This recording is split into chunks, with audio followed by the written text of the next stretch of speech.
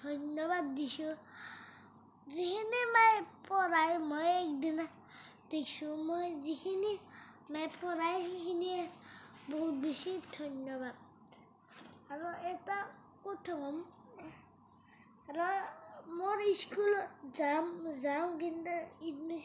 admission হ'ব লাগে তাৰপিছত মই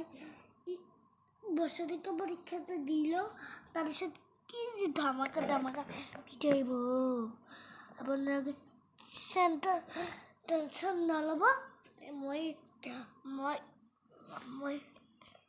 দিম চাব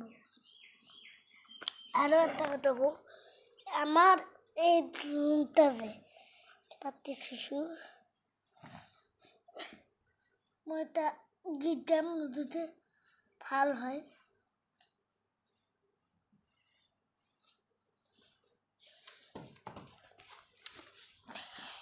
যা